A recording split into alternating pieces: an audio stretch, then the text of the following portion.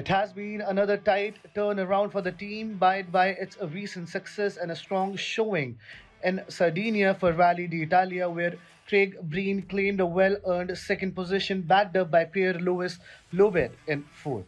Safari Rally is an interesting opportunity for all as nine-time world champion Sebastian Loeb returns to the squad for his third appearance in a Ford Puma Hybrid Rally 1 this year.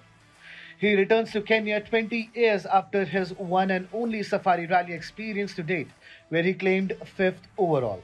Since then, the Frenchman went on to break almost every record achievable in the sport, most notably claiming 9 consecutive world titles. While the distance of the Safari Rally Loeb faced in 2002 is 3 times that of today's iteration, the stages remain as tough as Loeb's determination, and Loeb's form hasn't relented over time, increasing his record rally of WRC victories to 80, thanks to victory on Rally Monte Carlo with M Sport back in January.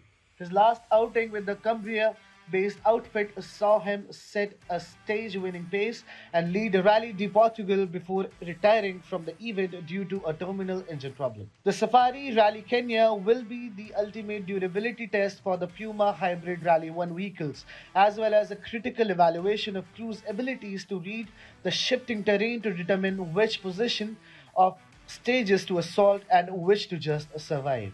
The breathtaking views of flat-out WRC through Brits leaving gigantic dust tracks through awe-inspiring scenery packed with species normally featured in National Geographic are what makes the race so memorable.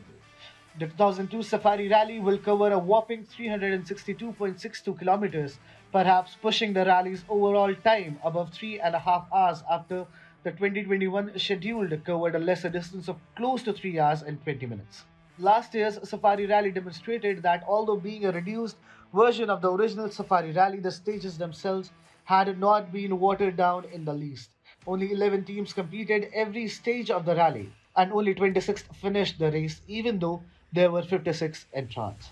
After an almost 20 years hiatus, the rally returned to WRC in 2021 with considerable anticipation and enthusiasm. Its comeback was greeted with great enthusiasm, and the rally did not disappoint, with M Sport competing for the podium despite the Fiesta WRC's reduced development program.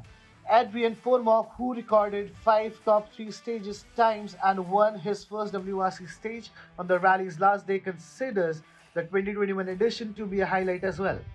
Formock finished a hard-earned 5th overall, while Gus Greensmith finished a career-best 4th overall. Places both crews may look to improve on their return to the Kenyan Classic.